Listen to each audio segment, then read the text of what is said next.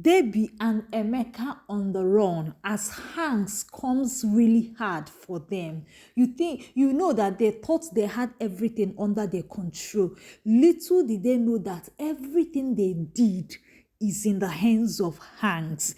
Guys, I can't wait to share with you guys everything that happened. It's getting more hot and more interesting. Welcome to another episode. Don't forget that the only thing you can do for us to keep bringing out more episodes is to like our video, subscribe to our channel, drop a comment.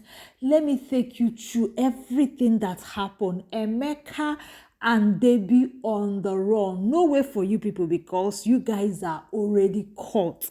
So guys, today's episode started with Benny came to meet the father, and the father, it was very late in the night, and when the father saw her, the father was like, Benny, sweetheart, why are you not sleeping? And Benny came down and asked the father, Dad, what is going on? Is this how we are going to continue living? Remember, you promised me that if I allow mom go and not follow her, that you're going to take care of me and do everything I want to, make sure that I'm fine. But nothing is happening. And the father was like, Benny, I'm trying, I understand you. I'm trying everything to secure a job, but there is no job out there. There is nothing. I've not done this and that. He started telling story. And Benny reminded him, since he was like this, you should have waited and allow mom not to go. Since you know you don't even have anything, look at me, I'm suffering. I want to remind you that there is a limit to the extent I can fake. Imagine now, even when I'm one of the people that contributed to mom leaving, I still have to go back and be, collecting things from her. This is not what you promised me. I kept my own bargain, but you didn't. Please try and do something, because if you don't, I'm going to leave you and follow mom. And the father said, Benny, you will not try it, Benny.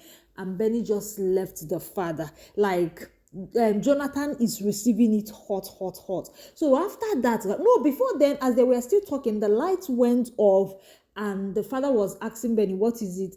And Benny reminded the father that the unit is exhausted. Nobody recharged you. You didn't recharge it. So what is happening? The light is gone. Nothing in this house. And she just angrily left.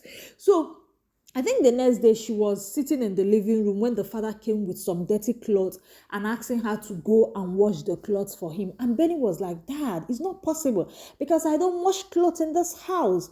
And the father said, we don't have electricity. If we have, I would have used washing machine. And Benny told the father that it was mom that used to wash my clothes and hers. I have never washed clothes in this house, so please, I cannot wash your clothes with my hands. And the father said, you must wash these clothes for me. You will go and use your hand. The father threw the cloth on her and Benny stood up trying to leave. The father pushed her. Both of them were there, angry, quarreling. When the auntie came out asking, what is it? And Benny just left both of them.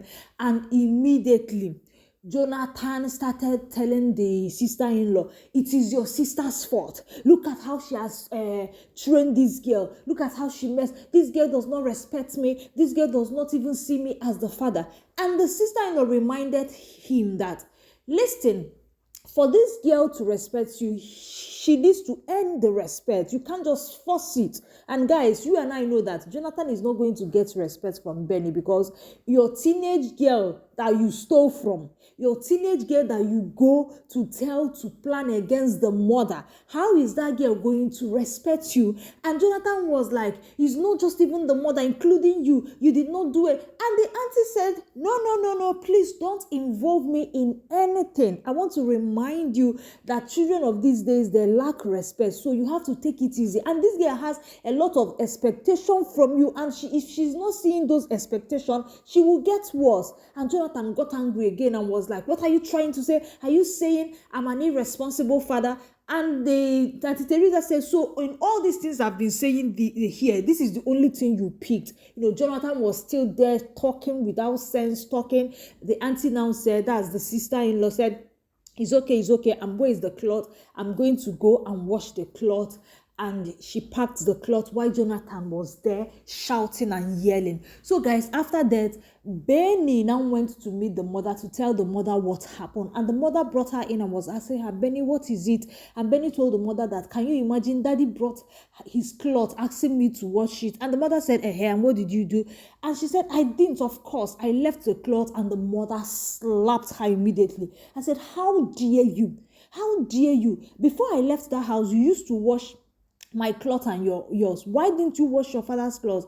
And Benny was like, Mom, you slapped me because of that. I was trying to stand by you. I was trying to defend you. Actually, Benny was actually trying to defend the mother, but she was going the wrong way. And the mother reminded her that, I have told you several times, anything that is going on between me and your father, stay out from it. You are becoming rude. The mother went ahead to, talk to her and was talking to her, telling her that, yes, I left you in that house, but I did not leave you there to go and be misbehaving. I left you there so that your father can start thinking well, but this is not what is happening. What is wrong with you, Benny? Why have you turned? Why are you so stubborn? Why are you doing all this? And because your father is no longer working and bringing money, doesn't give you right to disrespect him. As Clara was still talking, Clara noticed that Benny was not even paying attention, and Clara called Benny. Benny, are you even listening to me? Benny stood up and walked away, and Clara was like, what is wrong with this girl? Why is this girl stubborn? Actually, I feel like what has turned Benny is a very good girl and outspoken girl, but everything that is happening around her, from her parents' marriage, her dad instigating her, plotting seed of destruction, these are the things that is affecting her mental health. So I feel like Jonathan is just destroying this girl without, I don't even know whether he knows or he doesn't know. This is what is, actually affecting Benny. So guys, after that, our own Mr. Hanks called on the private investigator, and they met in Hanks' office, and Hanks was asking him, what is the update, what is happening, because I want everything to be going fast. And the guy told him that everything is already done, but the only issue they have is the manager of that hotel is not, complying with them. And the only evidence they have is, what's his name? Is Debbie, that Benny accused of being the only person that was in the house. And Hans was like, get her arrested immediately. The private investigator reminded him that you can't just go ahead and arresting anybody you see. And if you try to arrest Debbie now without no evidence, the people that she's working with or she worked with, all of them will go into hiding. And that was actually true. And Hans was like, and we truly need that CCTV camera. The guy said yes. Then the question now, Hans asked, what are we going to do? The guy now told Hans that the best thing to do now is for you to sue the hotel, because when you see all this thing that is happening, the owner of the hotel and the management, they don't even know. It's only the manager that that was into it that knows. So the guy now reminded Hans that sue them. When you sue them, the owners of the hotel, the managers, the chief owners, they will get into action and they will fish out the person behind it. That's the only thing that they can do, and all these things will be over. And Hans was like, get into action immediately. Get into action. I want everything done. That money is not even the problem. So guys, after that, guess what? The private investigator went to meet with the hotel manager, asking the hotel manager, what happened to the CCTV camera? Why is it that we are not providing? And the guy was like, the CCTV camera was off. We had problem that morning that thing happened. And the private investigator asked him that CCTV camera in a hotel is not something that when it's spoiled, you will not do anything. If it's spoiled, you would have sent an email to the management of the hotel to remind them, see what is happening. So where is the email? And the guy said, I did not send the email. He was just telling story. And the guy, the private investigator told him that, I'm sure that you are involved in everything that happened, but I want to remind you that very soon, you are going to be caught, because we are suing your hotel and all the call logs will be provided. And the guy also asked him, if you say that the CCTV camera was on, who booked the hotel room? And the manager said it was Hanks. And the private investigator asked him, provide how Hanks made the arrangements. He couldn't. He didn't say anything. And he said, okay, who called the press? He said it was he didn't say anything. He was just speechless. And he also asked him, when the small girl came into the hotel, who did she see in the reception? As this guy was just bombarding him with all these intelligent questions, the guy was just speechless standing, and he just reminded him that very soon, all these things you are hiding, because it's written over you, you will be caught. You cannot hide. And he left. Immediately, the private investigator left. The manager called on Emeka and they met, and he was telling Emeka that they are about to sue, and when they sue, everything will be exposed. That the reason why that this thing is not even out is because the owner of the hotel is not aware. If he's aware, he will fish out. He will even employ somebody to do the job. And Emeka was like, what is even my business? The only thing I'm interested is, let my name not be mentioned. In fact, I'm going to give you money for you to clear everything. Make sure, stand on your word and tell them that the CCTV camera was not working that day. And the guy told him that the CCTV camera was working when the incident happened, before the incident happened, and after it even happened. So there is no way they can run away from this. And Emeka told him, see, if they catch you, I'm not involved. If you ever mention my name, you are in trouble. And the guy told him, that's being the manager, if I'm going down, you are going down. I'm not going alone. And Emeka was just warning him, see, Emeka, I thought you people are strong, you people are smart. Why are you people already running?